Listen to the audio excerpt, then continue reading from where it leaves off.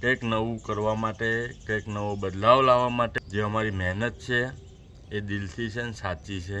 એક ઈમાનદાર પાર્ટીએ અને જે એના સૂચનો પ્રમાણે હાલીએ છીએ અને જે ગોપાલ ઇટાલિયા પણ એના ઉપર પણ જે પ્રેશર બનાવીને જેલમાં નાખવાની બી તો પણ એ લડે છે ને. અમારે કંઈ ખાલી જીતી નહીં લેવું તમારા બધાની જેમ.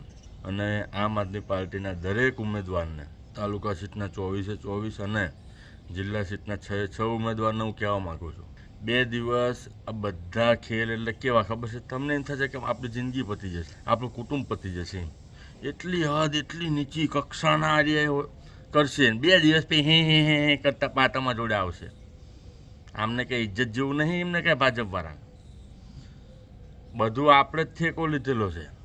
એટલે હું ઉમેદવારોને ખાસ કહેવા માગું છું કે જો તમે ડરશો નહીં કે કોઈ તમને ડરાવી શકે એમ નથી. દુનિયામાં કોઈ પેદા થયું નથી કે તમને ડરાવી શકે. તમારે મક્કમતાથી લડવું જ પડે, પણ ક્યાંક ને ક્યાંક ઉમેદવારોમાં પણ ક્યાંક ને ક્યાંક ખામી હોય તો જ કોઈ માણસ આ રીતના દબાણ આપી શકે, દબાઈ શકે.